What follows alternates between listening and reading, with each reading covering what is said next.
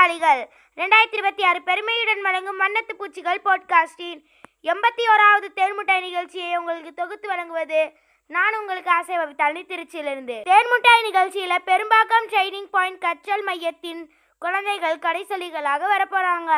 இது ஒரு மறு ஒளிபரப்பு. சரி, உங்க எல்லாரோட கதையை கேட்கணும்னு எனக்கு ரொம்ப ஆர்வமா இருக்கு. வாங்க நிகழ்ச்சிக்குள்ள போலாம். யாரு ஃபர்ஸ்ட் கதை சொல்ல போறாங்க தெரியுமா? நானே சொல்றேன். அபிராமி மேடம் தான் கதை சொல்ல போறாங்க. வாங்க கதையை கேட்கலாம். எல்லாருக்கும் வணக்கம். என்னுடைய பேர் அபிராமி. நான் டேர்னிங் பாயிண்ட்ல ஸ்டாஃபாக ஒர்க் பண்ணிட்டு இருக்கேன். பெரும்பாக்கத்தில் இருந்து பேசிட்டு இருக்கேன். ஸோ என்னுடைய சொந்த கதை. இந்த கதையோடைய பேர் சிண்ட்ரெல்லா. இதனால் இந்த கதையோட பேர் சிண்ட்ரெல்லான்னு வரும்போது, ஒரு நாட்டுடைய அரசர் தன்னுடைய மனைவி இறந்ததுக்கு அப்புறம் இரண்டாவது கல்யாணம் பண்ணிக்கிறாங்க. அந்த இரண்டாவது கல்யாணம் பிறக்குமோ ஃபர்ஸ்ட் கல்யாணம் பண்ண குழந்தையோட பேர் தான் சிண்ட்ரெல்லா. அவங்களுக்கு பிறந்த குழந்தை பேர் தான் சிண்ட்ரெல்லா. ஸோ ரெண்டாவது மனைவி இன்னொரு பொண்ணு பேர் சந்திரலேகா. இவங்க ரெண்டு பேர் இடைப்பட்ட காலங்களில் ரொம்ப நட்பாகவும் வளர்ந்து வரும்போது ரெண்டு பேருக்குள்ளேயும் ஒரு சிறு மனஸ்தாபங்கள். அதாவது என்னன்னா, நீ என்னை விட அழகா இருக்க, என்னை விட கலரா இருக்க, உனக்கு என்னை விட எல்லாமே தெரியுதுன்ட்டு தன்னுடைய அக்காவை பார்த்து தன்னுடைய தங்கைக்கு பொறாமையும் ஏற்படுது. ஒரு வாட்டி அவங்க அம்மா அவங்களுக்கு ஒரு ரெண்டு பேருக்கும் ஒரு வேலை கொடுக்குறாங்க. என்ன வேலைன்னு பார்த்தா, விதைகளை நீ நம்மளுடைய ஊர் ஃபுல்லா இருக்கிற விதைகள், ஒரு ஆள் 100 விதைகளை நீங்க எடுத்துட்டு வரணும். அன்னைக்கு நீங்க 100 விதையை எடுத்துட்டு வந்தாதான் உங்களுக்கு அடுத்த நாள் சாப்பாடு. சோ அப்படின்னு சொல்றாங்க. 100 விதைகளை எடுக்கிறதுக்காக அக்காவும் தங்கையும் ஊருக்குள்ள போகும்போது அக்காவும் தங்கையும் 50 விதைகள் பொறுக்கிட்டாங்க, எடுத்துட்டாங்க. ஸோ மீதி 50 எடுக்கும் போது ஒரு காகம் வந்திருக்கு. அந்த காகம் தன்னுடைய குழந்தைகள் இப்பதான் பிறந்திருக்கு, ஆனா என்னுடைய குழந்தைகளுக்கு போதுமான ஊட்டச்சத்து இல்லை, போதுமான என்கிட்ட சாப்பாடு வசதிகளும் இல்லை, எனக்கு நீ சிண்ட்ரெல்லா கிட்ட கேட்குறாங்க அந்த காக்கா, நீ எனக்கு ஏதாவது உதவி செய்ய முடியுமா அப்படின்ட்டு. என்ன பண்றாங்க, உடனே சிண்ட்ரெல்லா நேரம் யோசிச்சாங்க கொடுக்கலாமா. சரி, உடனே அந்த காக்கா போய் ஃபர்ஸ்ட் சந்திரலேகா கிட்ட கேட்டாங்க, நீ எனக்கு உதவ முடியுமா அப்படின்ட்டு. இல்லை, என்னால் உதவ முடியாது. ஏன்னா எனக்கு இந்த 100 விதைகள் நான் எடுத்துகிட்டு போய் கொடுத்தாதான் என்னுடைய அம்மா எனக்கு உணவு தருவாங்க, இல்லைன்னா தரமாட்டாங்க. ஸோ என்னால் கொடுக்க முடியாது அப்படின்ட்டு அந்த காகத்துக்கிட்ட சொல்லிட்டாங்க. அந்த காகம் மறுபடியும் சிண்ட்ரெல்லா கிட்ட ரெக்வஸ்ட் பண்ணி கேட்குறாங்க, எனக்கு உன்னுடைய ஒரு 50 விதைகளாவது கொடு அப்படின்னு. 100 வேண்டாம் எனக்கு, ஆனால் 50 மட்டுமாவது கொடு அப்படின்னு சொல்லும் போது தங்கிட்ட இருக்கிற 50 விதையை கொடுத்துடுறாங்க. அந்த காகம் கஷ்டப்படுது அப்படின்றதுனால அந்த குழந்தைகளுக்காக கொடுத்துட்றாங்க. ஆனால் அந்த சந்திரலேகா என்ன பண்ணுறாங்க, மீதி 50 விதையோட தன்னுடைய வீட்டுக்கு போகும்போது தன்னுடைய அம்மா அவங்கள வீட்டுக்குள்ளே சேர்க்கலை. நீ 50 விதைகளோட தான் உள்ளே வந்திருக்க, ஸோ உனக்கு இன்னைக்கு சாப்பாடு கிடையாது, நீ போய் மறுபடியும் இன்னும் எக்ஸ்ட்ரா 50 விதையோட வந்தால் மட்டும்தான் உனக்கு இன்னைக்கு சாப்பாடு. ஆனால் சந்திரலேகா அந்த 100 விதையை எடுத்துகிட்டு வரும்போது அவங்க அம்மா அன்னைக்கு அவங்களுக்கு பிடிச்ச சாப்பாடை எல்லாமே எடுத்துகிட்டு எல்லாமே அன்னைக்கு அவங்களுக்கு ரொம்ப கிராண்டாக செய்யும்போது இவ மறுபடியும் அந்த காகத்தோடைய தேடி அந்த வீட்டுக்கு தேடி போகலாம், மறுபடியும் அந்த காகத்துக்கிட்டே போய் அந்த கொடுத்த 50 விதைய வாங்கிட்டு வந்துடலாம், இந்த மாதிரி எங்க அம்மா திட்டுறாங்க அப்படின்ட்டு சொல்லி கேட்டு வாங்கிட்டு வரலான்னு போகும்போது பிரின்சஸ் இருக்கிற இடத்த விட்டு கொஞ்சம் தூரத்துல ஒரு பெரிய வீடு இருக்கு. அந்த வீட்டுல ஒருத்தவங்க வேலை செஞ்சுட்டு இருக்காங்க. அந்த வீட்டுல இந்த மாதிரி ஒரு காகம் ரொம்ப இப்பதான் குட்டி போட்டிருக்கு, அந்த காகத்தோடைய ரொம்ப பசிக்குதுன்ட்டு நடந்த கதையெல்லாம் சொல்லி இந்த மாதிரி அந்த காகம் எங்க இருக்குன்னு தெரியுமா அப்படின்ட்டு கேட்குறாங்க. கேட்கும் போது சொல்றாங்க, இது நான் இதை உனக்கு சொல்லணும்னா நீ என்னுடைய வீட்டை சுத்தம் பண்ணி கொடு, எனக்கு ஹெல்ப் பண்ணி கொடு, நான் உனக்கு சொல்றேன் அப்படின்னு சொல்லும்போது அன்னைக்கு அந்த சிண்ட்ரெல்லா என்ன பண்றாங்க, அந்த வீட்டெல்லாம் கிளீன் பண்ணி கொடுத்துட்டு அவங்களுக்கு எல்லா வேலையும் உதவி செஞ்சு கொடுத்துட்டு போகும்போது, சரி இப்பயாவது சொல்லுங்க அந்த காகத்தோட வீடுக்கு. இது எனக்கு தெரியாது, அங்க தூரத்துல ஒரு கொட்டாயில ஒரு மாடு கட்டி இருக்கு, அந்த மாடு கிட்ட கேட்டீங்கன்னா அந்த காகத்தோட வீடு எங்க இருக்குன்னு தெரியும் அப்படின்னு சொல்லுவாங்க. சரின்ட்டு அங்கேருந்து அந்த கொட்டாயில் இருக்க மாடு கிட்ட நடந்தே போகும்போது அந்த மாடு கிட்ட கேட்குறேன், இந்த மாதிரி நடந்த கதையெல்லாம் சொல்லி, இந்த மாதிரி அந்த வீட்டில் இருந்த ஆன்ட்டி உங்களுக்கு தான் தெரியும் அந்த காகம் எங்கே இருக்குன்னு சொல்கிறாங்க, உங்களுக்கு தெரியுமா அந்த காகம் வீடு? அப்படியா, நான் உனக்கு ஒன்று சொல்லணும்னா, நீ என்னுடைய கொட்டாய் எப்படி இருக்கு பாத்தியா, ரொம்ப அழுக்காவும் நானும் சுத்தம் இல்லாமல் இருக்கேன்னா, என்ன நீ சுத்தம் பண்ணி என்னுடைய கொட்டாவையும் நீ சுத்தம் பண்ணினா நான் உனக்கு அந்த காகம் வீடு எங்கே இருக்குன்னு சொல்கிறேன் அப்படின்னு சொன்னாங்க. உடனே சிண்ட்ரெல்லா என்ன பண்ணாங்களா, அந்த வீடை சுத்தம் பண்ணி அந்த மாடையும் சுத்தம் பண்ணி அழகா பராமரிச்சு கொடுத்துட்டு போயிருக்கு. சொல்றாங்களா, அங்க தூரத்துல ஒரு ஆலமரம் இருக்குல்ல, அந்த ஆலமரத்துல அதோடைய புதுசா கூடு கட்டி அதுக்குள்ள அதோடைய குஞ்சுகள் இருக்கு, நீ அங்க போய் பார்த்தீங்கன்னா அந்த காகம் அங்கதான் இருக்கும் அப்படின்னு சொல்கிறாங்க. அது மறுபடியும் அந்த மரத்துக்கிட்ட போகும்போது அந்த கூட்டுக்கிட்ட போயிட்டாங்க. கூட்டுக்கிட்ட போனதுக்கப்புறம் தன்னுடைய குஞ்சுகள் மட்டும்தான் இருக்கு, அந்த காகம் இல்லை. அந்த குஞ்சுகள் கிட்ட கேட்குறாங்க, எங்க உன்னுடைய அம்மா எங்க அப்படின்னு கேட்கும்போது, என்னுடைய அம்மா வந்து இறை தேடுறதுக்காக போயிருக்காங்க. சரி, அம்மா எப்போ வருவாங்கன்னு கேட்கும்போது, கொஞ்ச நேரம் ஆகும், நீங்கள் வந்து என்னுடைய 50 விதையை வந்து நான் உங்கள் அம்மா கிட்ட கொடுத்துருந்தேன், அது நீங்கள் கொஞ்சம் தர முடியுமான்ட்டு அந்த குட்டி காக்கா கிட்ட எல்லாம் கேட்கும்போது அவங்க சொல்கிறாங்க, இல்லை நீ அப்போ எனக்கு ஒரு ஹெல்ப் பண்ணணுமே அப்படின்ட்டு அந்த குட்டி காக்கால சொல்கிறாங்க, என் வீடு பார்த்தியா எவ்வளோ தூசியும் ஒட்டடமாக இருக்குது, நீ வந்து இதெல்லாம் கொஞ்சம் க்ளீன் பண்ணி கொடு, நான் எங்கள் அம்மா கிட்ட வந்து பேசுகிறேன், அந்த 50 விதையை வந்து கொடுக்க சொல்கிறேன் அப்படின்னு சொல்கிறாங்க. அந்த வீட்டையும் க்ளீன் பண்ணி அந்த குட்டி குழந்தைங்களுக்கு சமைச்சு எல்லாமே தராங்க. மறுபடியும் காகம் வந்து திடீர்னு காகம் உள்ளே வந்துடுது. என்ன என் வீடு இவ்வளோ சுத்தமாக இருக்குது, என்னாச்சு அப்படின்னு சொல்லி சிண்ட்ரெல்லா வந்து அவங்க பயணிச்சுட்டு வந்த கதையெல்லாம் சொல்கிறாங்க. நான் இந்த மாதிரி அந்த ஆன்ட்டி வீட்டுக்கு போனேன், கொட்டாய்க்கு போனேன், இங்கெல்லாம் நீ ஒரு 50 விதைக்காக இவ்வளோ வந்து கஷ்டப்பட்டிருக்கியா, நான் வந்து உன்னுடைய 50 விதை இல்லாமல் எக்ஸ்ட்ரா 50 விதை உனக்கு 100 விதையாக தந்துடுறேன், எனக்காக நீ இவ்வளோ என்னுடைய இடத்த நீ இவ்வளோ க்ளீன் பண்ணியிருக்க, என்னை தேடி இவ்வளோ தூரம் நீ வந்திருக்கல அப்படின்ட்டு சொல்லுவாங்க.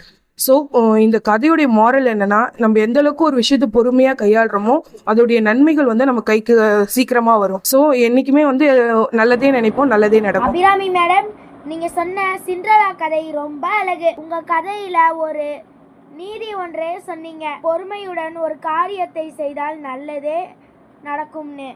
நானும் ஒரு நீதியை உங்க கதையில சேர்க்கிறேன். 100 விதைக்காக சிண்ட்ரெல்லா பட்ட கஷ்டங்கள், எடுத்துக்கொண்ட முயற்சிகள் அதிகம். எனவே முயற்சி திறவினையாக்கும் என்பது உண்மை. நன்றி மேடம். எங்க வண்ணத்து பூச்சி குழு சார்பாக பாராட்டுகளும் வாழ்த்துக்களும்.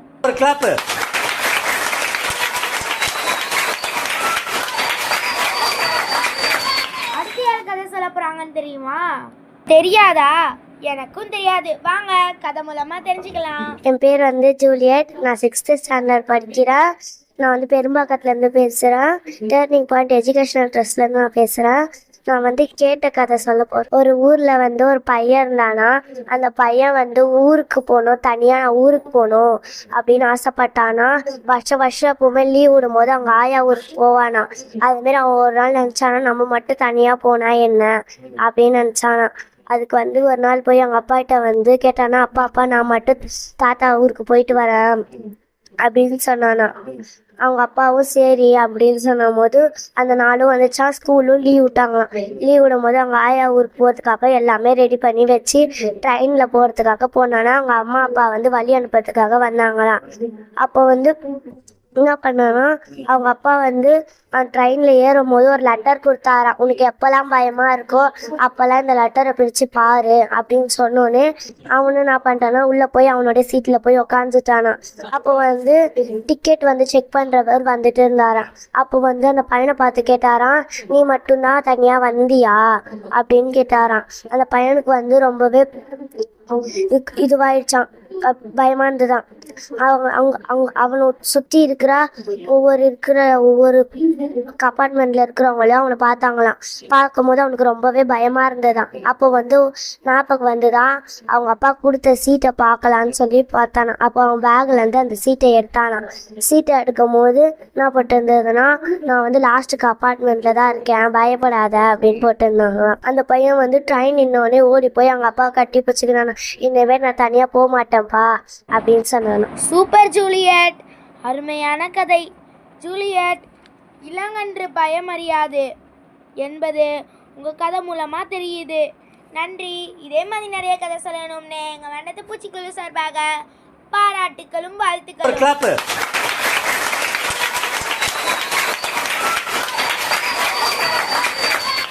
அடுத்து யார் கதை சொல்ல போறாங்கன்னு தெரியுமா? வேற யாரு? நம்மளோட சஞ்சனா ஸ்ரீ பாப்பா தான் சொல்ல போறாங்க. வாங்க. என் பேர் சஞ்சனா ஸ்ரீ. நான் 3rd ஸ்டாண்டர்ட் படிக்கிறேன்.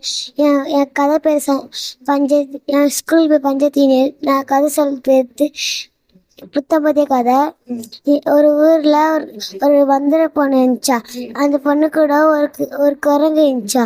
அந்த குரங்கு வந்துச்சு அந்த வந்திர பொண்ணு கையில், நான் இங்கே நான் போயிட்டு எனக்கு இது பழங்கள்லாம் எடுத்துட்டு வந்துடுறேன்னு செஞ்சு.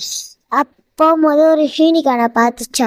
இந்த ஹீனிக்கால் கேட்சா, நண்பன் என்னாச்சு நண்பன் கேட்சா. நண்பன் சொன்னா எங்கள் அம்மா அப்பாங்களை காணோம், நான் எப்படின்னா கண்டுபிடிச்சிடறேன், நீ அதுக்கு அழுவாதேன்னு நினச்சான். அதுக்கு ஒரு நாள் அது பறந்து போய் தேடிட்டு இருக்கும் போது அந்த குரங்கு நண்பனே மேலே வச்சுட்டு சீனிக்கால் மேலே வச்சுட்டு பறந்து போயிட்டு இருக்கும் போது அப்போ அவங்க அம்மாவால் கண்டுபிடிச்சிச்சா. அவங்க அம்மா, பாப்பா எங்கேப்பா போய் நின்ற, இங்கே தான் உங்களை தான் தேடி சொன்னிச்சா.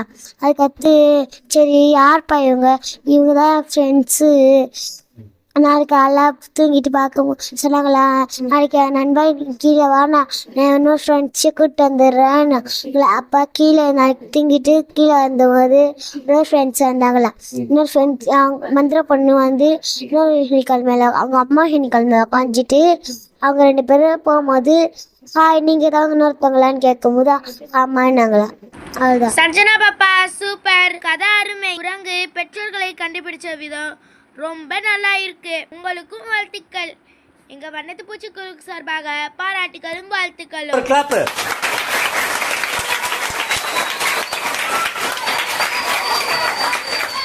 அடுத்து யார் கதை சொல்ல போறாங்கன்னா தீபிகா பாப்பா தான் சொல்ல போறாங்க. வாங்க தீபிகா, கதையை சொல்லுங்க. என் பேர் தீபிகா. நான் வந்துட்டு பெரும்பாக்கம் டேர்னிங் பாயிண்ட்லேருந்து பேசுகிறேன். நான் இப்போ ஒரு கதை சொல்ல போகிறேன். இந்த கதையில் 4 பேர் வந்துட்டு ஃப்ரெண்ட்ஸு.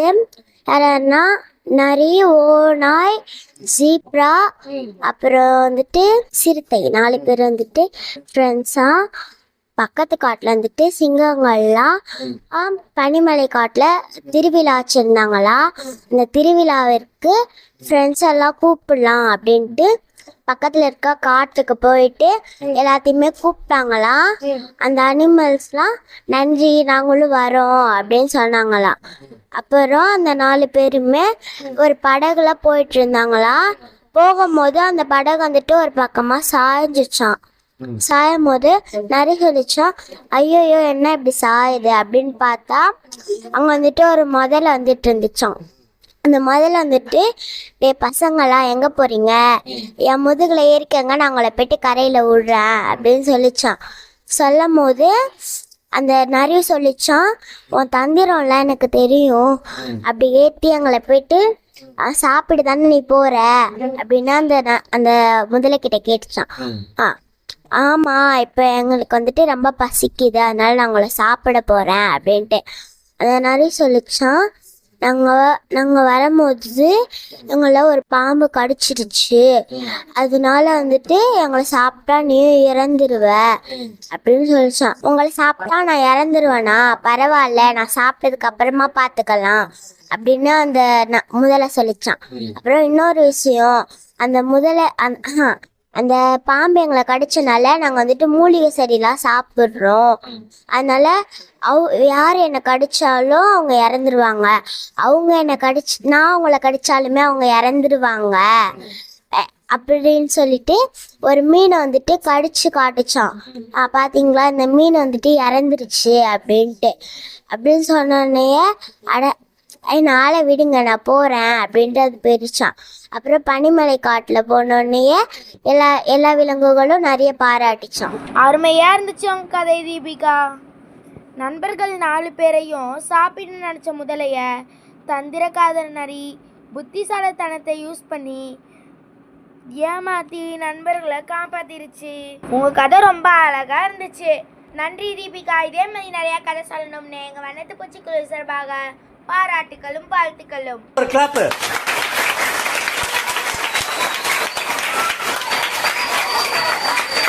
அதுக்கு யார் கதை சொல்ல போறாங்கன்னு தெரியுமா?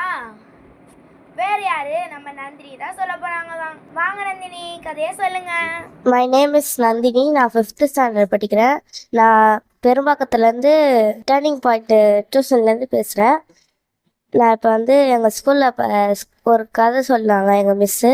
அந்த கதையை இப்போ சொல்ல போகிறேன். Thirsty crow. A crow was very thirsty. He saw a jug of water near the well. There was a little water. The water jug. The drop fell one by one. The water levels came up and drank water and flew away happily. Thank you. Super Nandini, நீங்கள் ஆங்கிலத்தில் சொன்ன கதை ரொம்ப அருமையாக இருந்துச்சு. காகம் பானைக்கு அடியில் இருந்த தண்ணியை குடிக்க கல்லெல்லாம் போட்டு மேலே வந்தோடனே குடிச்சிட்டு போயிடுச்சு. நன்றி. இதே மாதிரி நிறைய கதை சொல்லணும்னு எங்கள் வண்ணத்து பூச்சிக்குழு சார்பாக பாராட்டுகளும் வாழ்த்துக்களும்.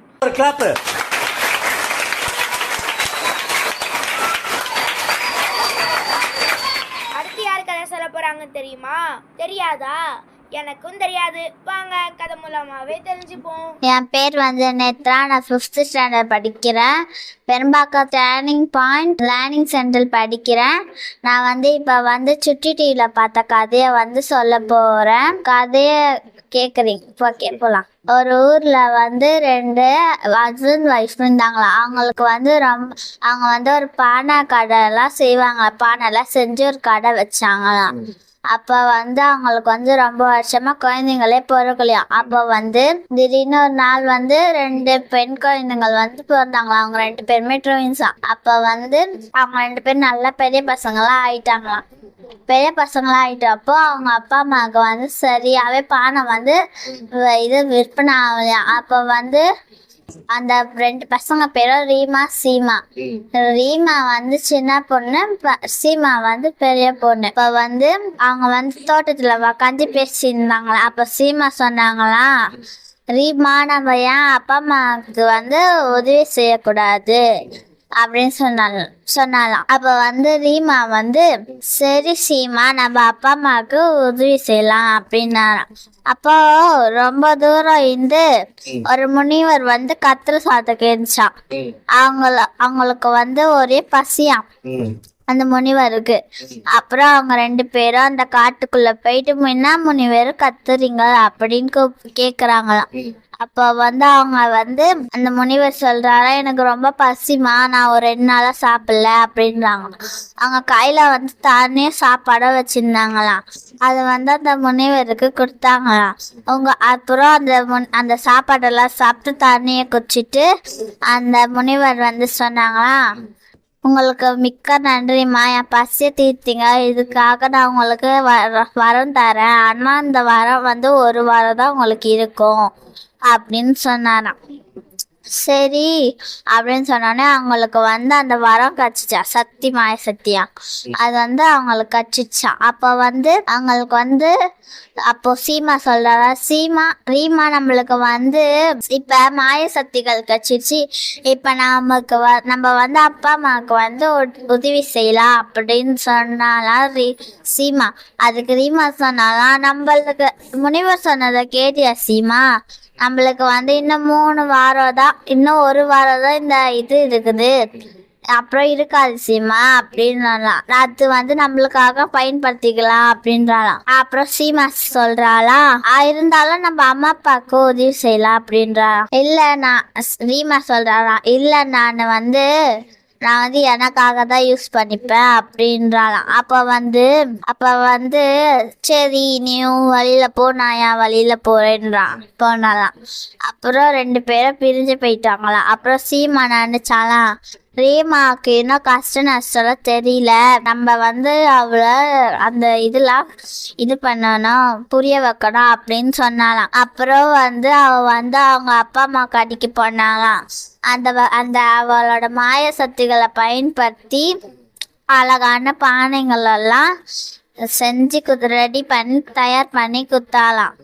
அப்புறம் தயார் பண்ணி கொடுத்தோடனே திருப்பி நல்லா போச்சா, பானை கடை நல்லா போச்சா. அவங்களுக்கு இப்ப கையில நிறைய பணம் காசுலாம் வந்துச்சா. காசு வந்தோடனே அப்புறம் கடைசி ஒரு நாள் கூட சீமா வந்து தனக்காக பயன்படுத்தல.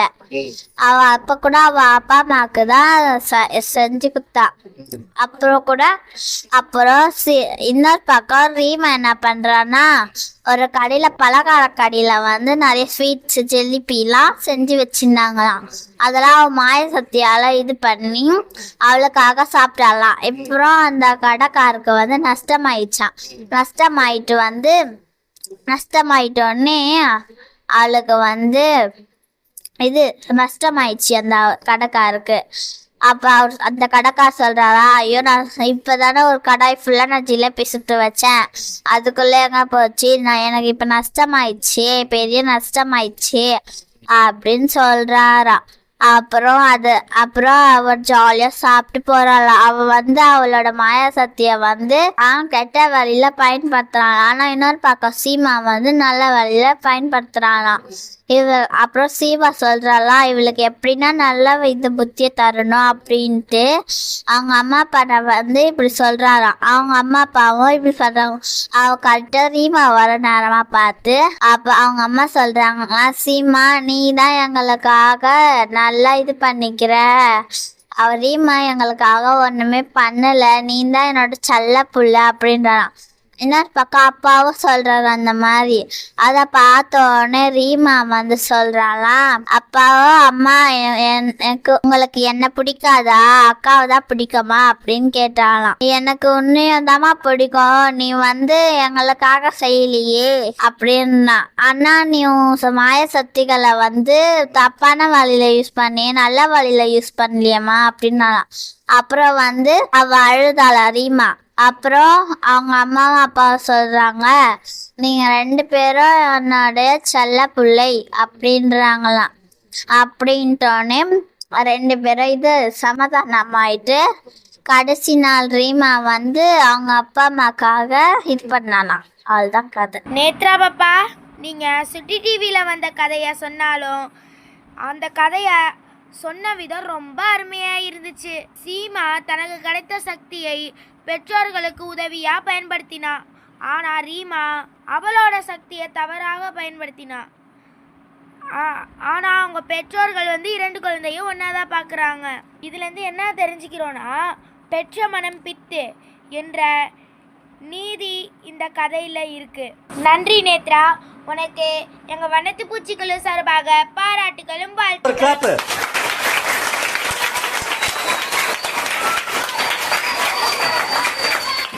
அடுத்து யார் கதை சொல்ல போகிறாங்கன்னு தெரியுமா? வேற யாரு? நம்ம காவியா தான் கதை சொல்ல போகிறாங்க.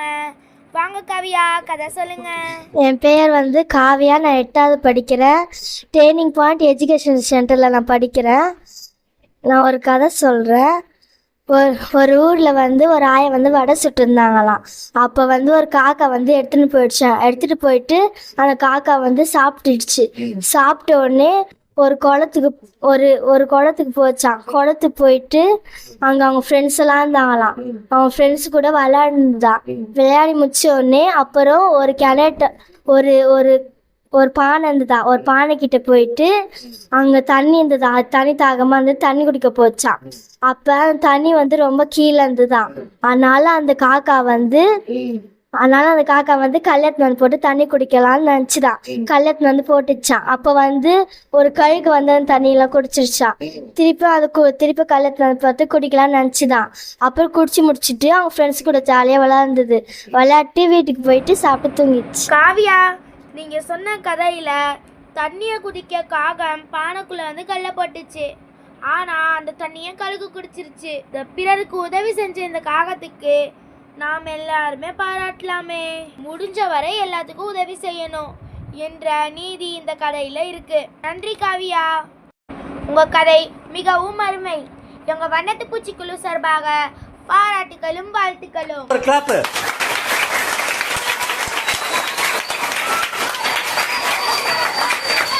அடுத்து யாரும் சொல்ல போறாங்கன்னு தெரியுமா? தெரியாதா? எனக்கு தெரியும். ஆனால் நீங்களே அந்த கதையை கேட்டு நீங்கள் இப்போ யாருன்னு கண்டுபிடிச்சிக்கோங்க. வாங்க கதைக்குள்ளே போகலாம். என் பெயர் சந்தோஷ். நான் 7ஆம் வகுப்பு படிக்கிறேன். நான் பெரும்பாக்கம் டேர்னிங் பாயிண்ட் லேர்னிங் சென்டரில் படிக்கிறேன். ஒரு ஊரில் ஒரு ஆயா வடை சுட்டுருந்தாங்களாம். வடை மேலே வந்து வந்து உக்காந்துதான். ஈயை பார்த்த ஆயா வந்து ரொம்ப கடுப்பாகி ஈயை துரத்த வந்து ட்ரை பண்ணாங்களாம். ஈயை துரத்தவே முடியலையாம். அதுக்கப்புறமா காக்கா வந்து அது பார்த்து வச்ச வடையை வந்து எடுத்துகிட்டு போயிடுச்சான். அப்புறம் அந்த வந்து அந்த காக்கா கிட்ட போய் ஒழுங்கா நான் பார்த்து வச்ச வடையை கொடுத்துரு இந்த மாதிரி கேட்டுச்சான். அது கொடுக்காததுனால ரொம்ப கடுப்பாகி அது கூட சண்டை போடலாம் அது கிட்ட போச்சான். ஆனால் அதனால எதுவுமே பண்ண முடியல. அது அவ்வளோ பெருசாக இருக்கு, இது ரொம்ப சின்னதாக இருக்கிறதுனால அது டப்புன்னு அதோடைய அவ்வளோ ஷார்ப்பான முக்காலையே தட்டி விட்டுருது கீழே. ஆனால் அது மனசு தவற விடாமல் மறுபடியும் அது போய் சண்டை போடுறதுக்காக போச்சு. அப்புறம் கீழே வந்து நரி வந்துச்சான். இந்த மாதிரி காக்கா ஒழுங்கா அந்த வடையை என்கிட்ட கொடுத்துரு, உன்னுடைய குரல் ரொம்ப அழகா இருக்கு, நீ ஒரே ஒரு பாட்டு பாட அப்படின்னு கேட்டுச்சான். இந்த காக்கா வந்து பாட்டு பாடிச்சான்.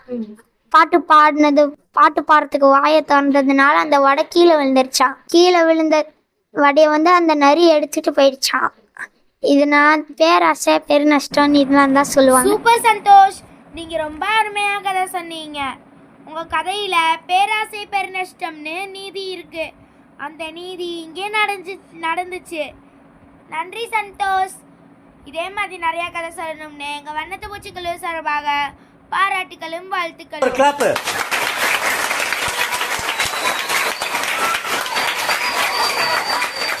அடுத்து யாரு கதை சொல்ல போறாங்கன்னா சஞ்சித் தான் கதை சொல்ல போறாங்க. வாங்க சஞ்சித், கதையை சொல்லுங்க. My name is Sanjith. நான் சென்னை டர்னிங் பாயிண்ட்லேருந்து பேசுகிறேன். பெரும்பாக்கம் பார்த்த கதை சொல்றேன். ஒரு ஊர்ல வந்து புறாவும் எறும்பும் இருந்தாங்களாம். அப்ப வந்து எறும்பு ஒரு தண்ணியில மாட்டிக்கிச்சான். அப்போ புறா வந்து இலைய போட்டு காப்பாத்திச்சான். அடுத்தது வேட்டைக்காரன் வந்து அந்த புறாவை அம்பு விட்டு அவன் பிடிச்சிட்டு பார்த்தானா. அப்ப வந்து அந்த எறும்பு வந்து அந்த வேட்டைக்காரரோட காலை பிடிச்சி கடிச்சிச்சான். அப்ப வந்து புறா சொல்லிச்சான், நீ என்னை காப்பாத்துறதுக்கு நன்றி அப்படின்ச்சான். எறும்பும் சொல்லிச்சான், நீ காப்பாத்துனதுனால தான் நானும் உன்னை காப்பாத்தினேன் அப்படின்னு சொல்லிச்சான். அருமை சஞ்சித், உங்க புறாவும் எறும்பும் கதையில ஆபத்து காலத்தில் உதவுவனே நம் நண்பன் என்பது தெரியுது. இதே மாதிரி நிறைய கதை சொல்லுங்க. நன்றி சஞ்சித். உங்களுக்கு வண்ணத்து பூச்சிக்குழு சார்பாக பாராட்டுகளும் வாழ்த்துக்களும்.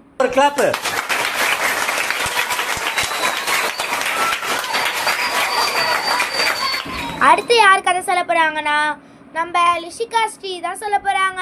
வாங்க லிஷிகா ஸ்ரீ, கதையை சொல்லுங்க. என் பேர் லிஷிகா ஸ்ரீ. நான் 6th ஸ்டாண்டர்ட் படிக்கிறேன். பெரும்பாக்கம் டர்னிங் பாயிண்ட் சென்டர்லேருந்து பேசுகிறேன்.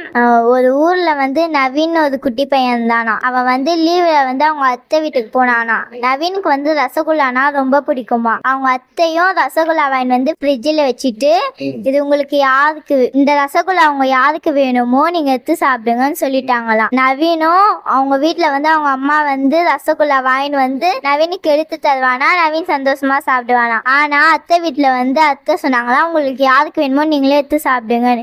நவீன ஃபர்ஸ்ட் நாள் பார்த்தானா, அத்தை எடுத்து தருவாங்கன்னு. அத்தை எடுத்தே தரலையா. 2ஆவது நாளும் பார்த்தானா, அதுமே எடுத்தே தரலையா. 3ஆவது நாளும் பார்த்தானா, எடுத்தே தரலையா. அடுத்தது அவன் வந்து லீவு முடிஞ்சு வீட்டுக்கு போனோடனே சொன்னானா அவங்க அம்மா கிட்ட, அம்மா இதுமே அத்தை ரசகுல்லா வாங்கிட்டு வந்தாங்க, எனக்கு நீங்க வாங்கிட்டு வரணும்.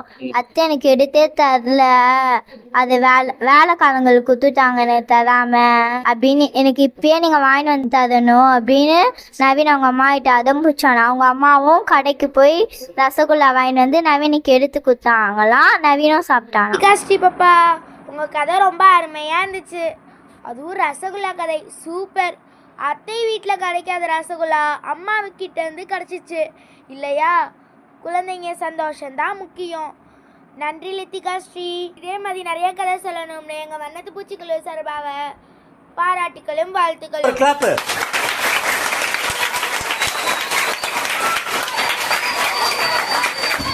அடுத்து யார் கதை சொல்ல போறாங்கன்னு தெரியுமா? தெரியாதா? அப்பனா கதை மூலமாவே தெரிஞ்சுப்போம். வாங்க. My name is Nandini. நான் 5th ஸ்டாண்டர்ட் படிக்கிறேன். நான் பெரும்பாக்கத்துலேருந்து டர்னிங் பாயிண்ட் டியூஷன்லேருந்து பேசுகிறேன். நான் இப்போ வந்து எங்கள் ஸ்கூலில் ஒரு கதை சொன்னாங்க எங்கள் மிஸ்ஸு. அந்த கதையை இப்போ சொல்ல போகிறேன். Thirsty crow. A crow was very thirsty. He saw a jug of water near the well. There was a little water. The water jug. The drop well one by one. The water level came up and drank water and flow away happily. Thank you. Super Nandini, நீங்க ஆங்கிலத்தில் சொன்ன கதை ரொம்ப அருமையா இருந்துச்சு. காகம் பானைக்கு அடியில் இருந்த தண்ணியை குடிக்க கல்லெல்லாம் போட்டு மேலே வந்தோடனே குடிச்சிட்டு போயிடுச்சு. நன்றி. இதே மாதிரி நிறைய கதை சொல்லணும்னு எங்க வண்ணத்து பூச்சிக்குழு சார்பாக பாராட்டுகளும் வாழ்த்துக்களும்.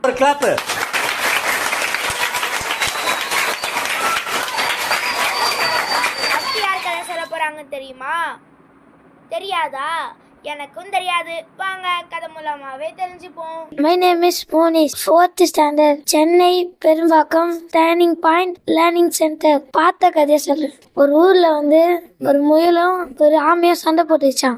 சண்டை போட்டோடனே முயல் சொல்லிச்சான், உனக்கும் எனக்கும் ரேஸ் வச்சுக்கலாமா சொல்லிச்சான். அதுக்கு ஆமை வச்சுக்கலாம்னு சொல்லிச்சான். அதனால முயலுக்கும் ஆமைக்கும் ரேஸ் வச்சாங்களாம். இது முயல் ஃபாஸ்டா ஓடி மரத்துக்கிட்ட போய் உட்காந்துக்கிச்சான்.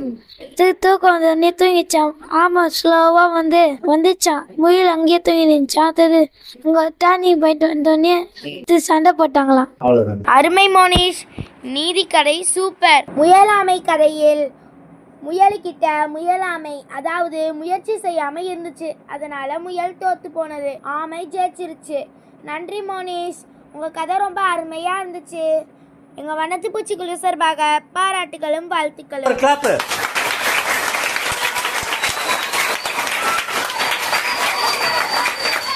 சரி, நம்ம இந்த வாரத்தோட இறுதி பக்கத்துக்கு வந்துட்டோம். இந்த வாரத்தில் சொன்ன எல்லா கதைசொலிகளும் ரொம்ப அருமையாக கதை சொல்லியிருந்தீங்க. இதே மாதிரி நிறைய கதை சொல்லணும்னு எங்கள் வண்ணத்து பூச்சிக்குழு சார்பாக பாராட்டுகளும் வாழ்த்துக்களும். நாங்கள் உங்களை அடுத்த எபிசோடில் சந்திக்கிறோம். இந்த வீடியோ உங்களுக்கு பிடிச்சிருந்துச்சுன்னா லைக் பண்ணுங்கள், ஷேர் பண்ணுங்கள், கமெண்ட் பண்ணுங்கள், மறக்காமல் சப்ஸ்கிரைப் பண்ணுங்கள். கூடவே பெல் ஐக்கானையும் அழுத்துங்க. நன்றி.